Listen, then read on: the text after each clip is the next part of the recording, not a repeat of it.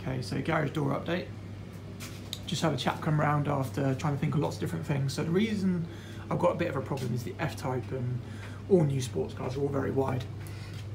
And what I have is a single garage door, up and over, manual door, same as that one. Get the security up there. But what you have is that which is 7 centimeters wide, and the same on that side, 7 centimeters wide. So it really intrudes on the space there and there. So what a lot of people will do is get an internally mounted garage door.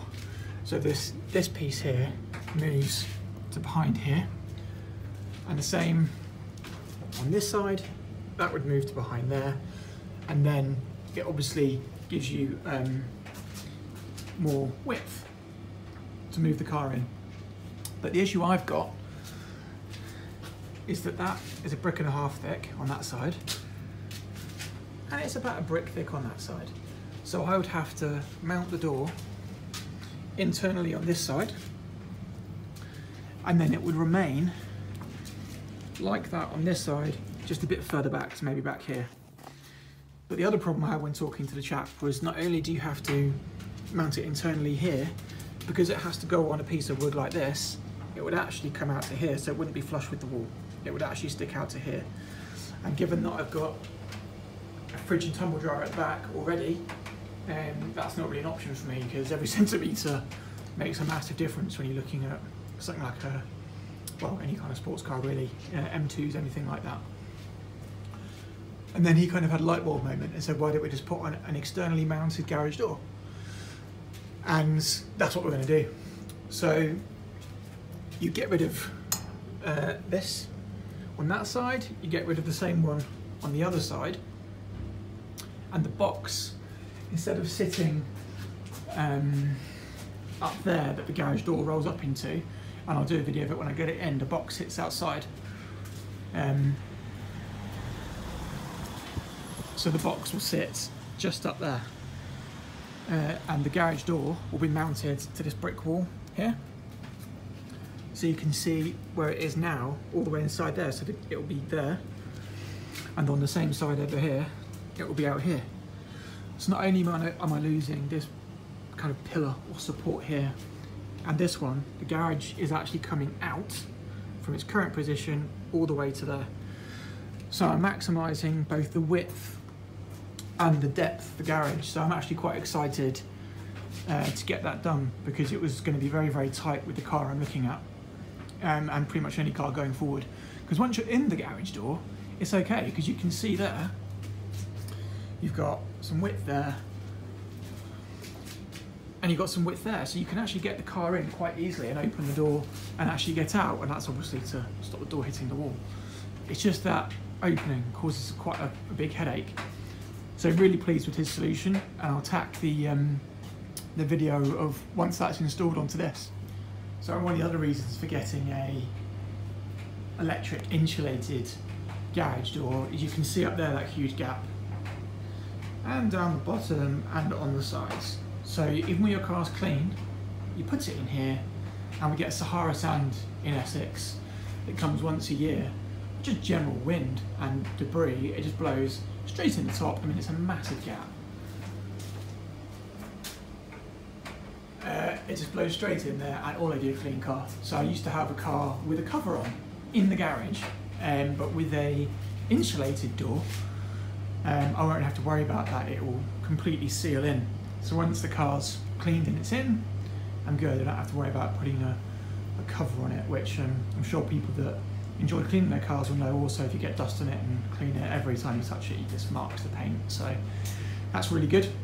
And because it'll be insulated, I can start the car up in the garage, let it idle, open the door, pull out, press the garage door to close when I'm pulling off, and it's the least amount of disruption for the neighbours as humanly possible. If you started a car in here with that garage door, it will just reverberate because it's really thin. It's definitely metal, but it's very thin, so that would be horrifically loud if you started in here. But with an insulated one, start it up, let the idle come down, open up the door, pull away, close it as you're leaving, and it's kind to the neighbours basically. But yeah, so I've got the garage door installed. Really pleased about it. It's nice colour, works really well obviously. This bit, the roller, goes up into there, whereas normally that would sit on the inside, as I mentioned on my previous video. And you can see it really doesn't come that much further out. I thought it would come out further, so it sits in quite nicely. And the security camera still sees all the way up to about there.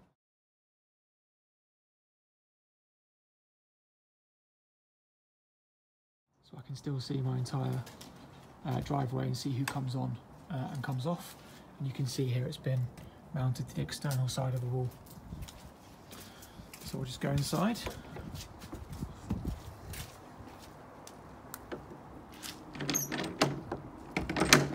Okie dokie.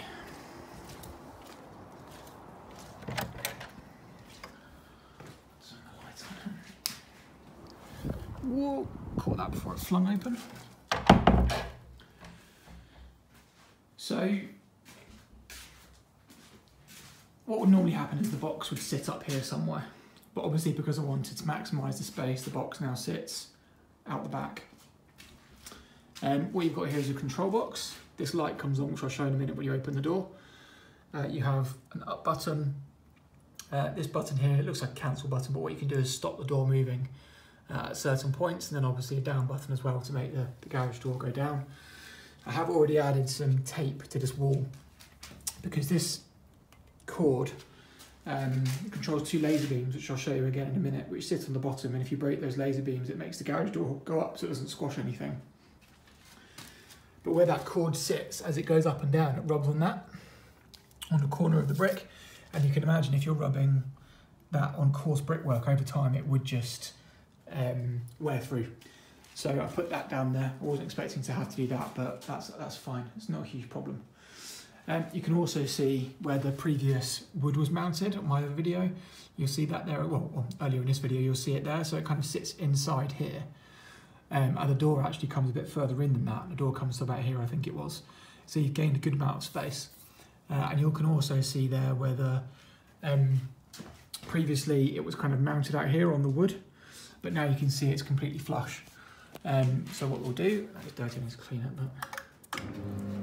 So the light comes on, so when you're coming in, it allows you just enough light to get out your car basically. But you'll see when I close it, it's not a lot of light. So I'll show you that in a minute.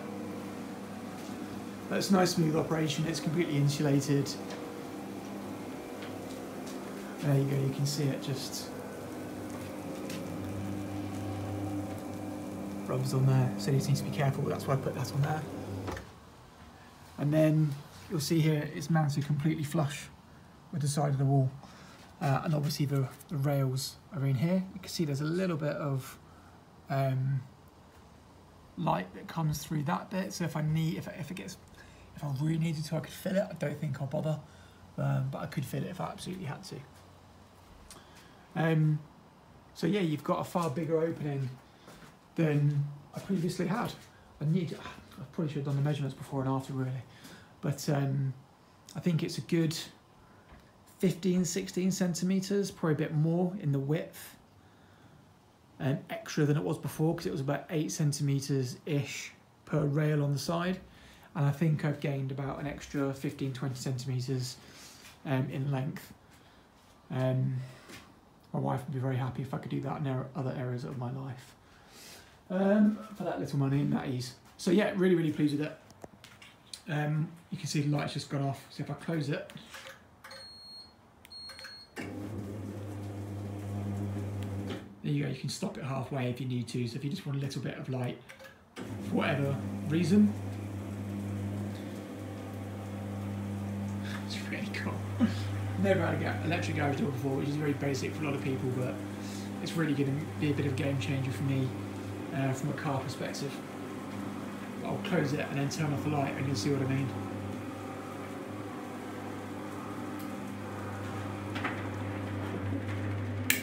It's not a lot of light. It is enough. It looks worse on here actually than in real life. It's actually not that bad. On the camera it looks pretty horrific, but it is actually enough light for you to get out your car without having to get out, turn the lights on and so on. So yeah, really pleased. If you're struggling, you've got a single garage door, get an externally mounted garage door. It's oh, and you also get a key fob. So you've got the up and down button. Obviously, if it's going up, press the down button, that pauses it, and vice versa. Very basic. Just goes onto your car key, but does the trick. You get 2 of those. And I did get a warranty. You get a 2-year warranty with it, but I opted for an additional 3 years from the fitter. It was like 120 quid for another 3 years, so it's got 5 years of complete cover for absolutely everything to do with it. So a little bit of peace of mind. I probably won't bother after that. If anything goes wrong, you just get someone around to fix it. But for 120 quid when you're doing it, why not? Yeah, any questions, let me know.